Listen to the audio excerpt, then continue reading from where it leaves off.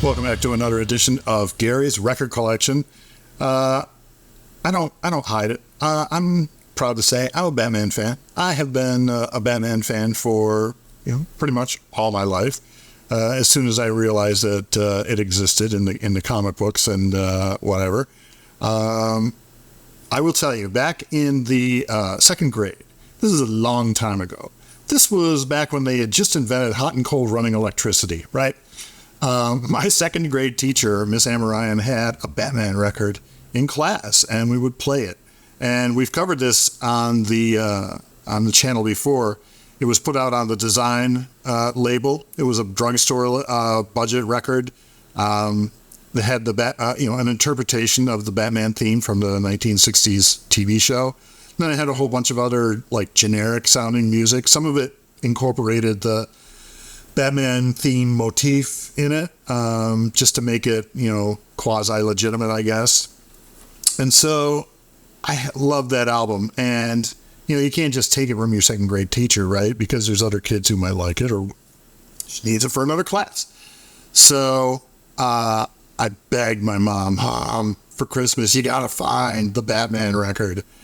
And you know what? My mom, she tried, she looked for it, and she found a Batman record. It wasn't the one that I thought that she would find. It was actually this thing, which is, what a great cover, by the way, Batman and Robin by the Sensational Guitars of Dan and Dale. And we come to find out that Dan and Dale is actually Sun Ra and his orchestra, which that was a big thing back in the 60s and the 50s, and he dates back to like even the 30s, I guess, for music. But this thing was like, I opened it up and was like, oh my God, this is the greatest thing ever. And so couldn't wait to listen to it. And so I did. And I'm going to talk about a little bit about the music in a minute. But I just want to point out some things on the cover. So first of all, you've got the cover, right, with Batman and Robin swinging in. First of all, where did they get that? Well, they got that from a comic book that came out in March 66. And there it is right there. And check it out. There's, Batman and Robin swinging in with the orange thing, the Riddler. They've taken him out. But it's pretty much the same thing. And the logo is basically the same, too. On the comic book, it's a little bit different color.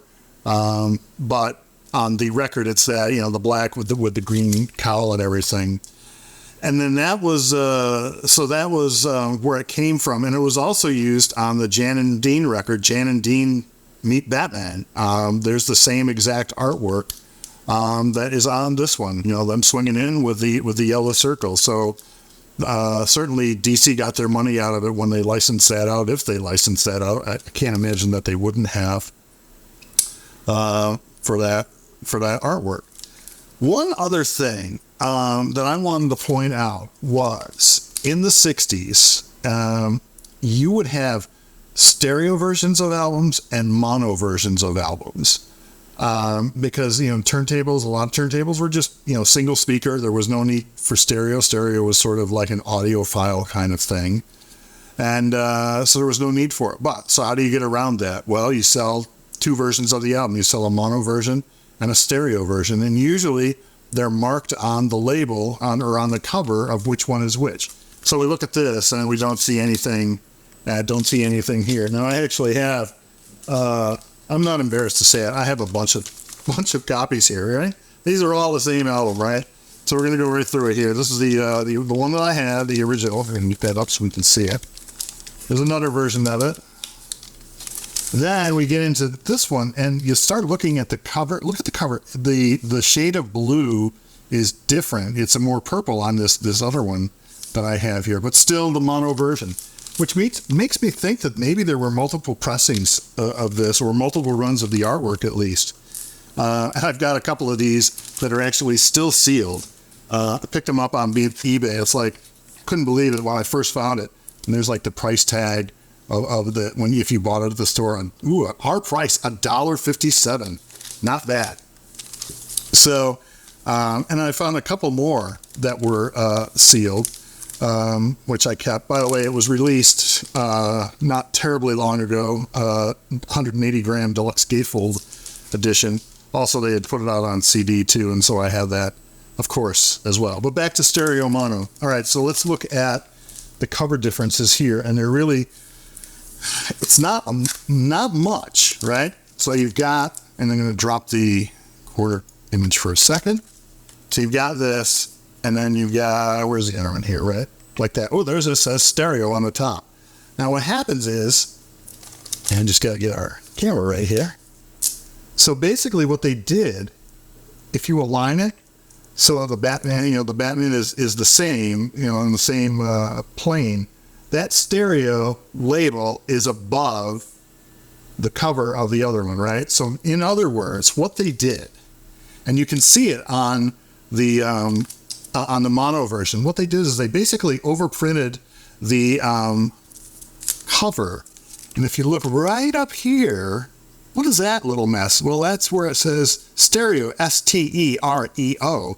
And they folded over the top, and then they pasted a piece of artwork over on the back, so you don't see that it's the stereo version. And then here's stereo, and on the back, there's nothing. But on the back, too, if you look at the bottom, there's the moon or whatever it is coming, bleeding over from the front of the record. And if we just hold them up together, and we'll hold things here like so, you can see these are all set right there. You can see how those squares on the side are offset. So they just basically just dropped the cover. So a 12 by 12 record, they basically printed it, 14 inches high, and just adjusted it as necessary. So that was a cheap way to get out of having to print two different covers. They basically just printed it on, printed a slick and pasted it right over, and that was it. All right, so let's get to the music right quick. Funny because on the original it just said the sensational guitars of Dan and Dale.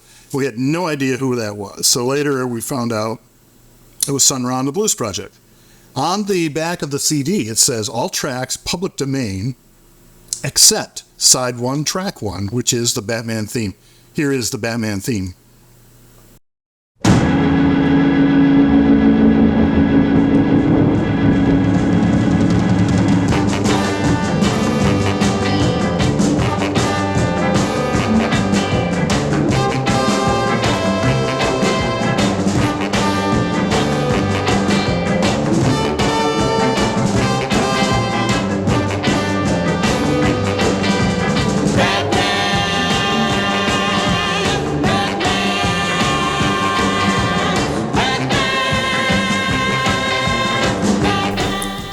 It's not terrible. It's not a terrible interpretation of it.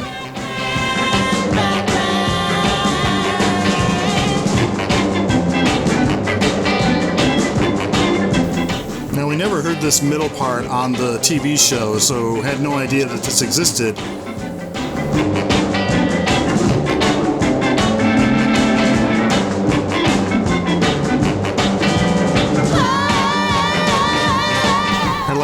These vocal screams never existed either, so this is them taking their liberties with the music.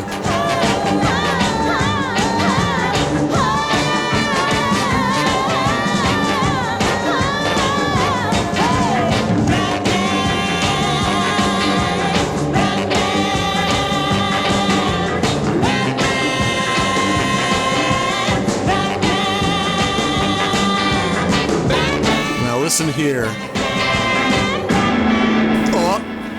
It sounded like a singer didn't know to stop singing, and she just kind of sang that last Batman when they came in with that single note.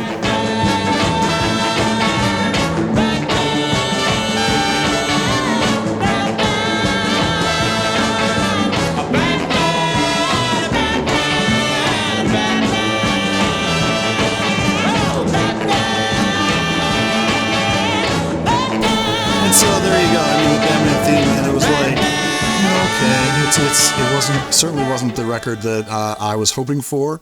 But it was okay, and for the longest time it was the only one I had. I finally did get the other one and had that, and preferred that a little bit more. That one had the Farfisa organ in it. This one was the Hammond B3, or was it the B2? It's the B3 with Sun Ra banging away on there. Most of the other songs on here, it's just like you would call it, like if it was the 50s, it would be like lounge music. It would be that, bachelor music. It was just basically nondescript, generic music of the era.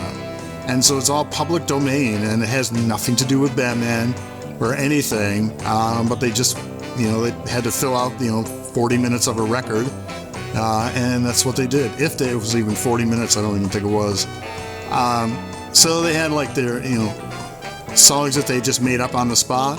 But then there was another one that they would use. They would use classical music. So here's something called the Batmobile Wheels.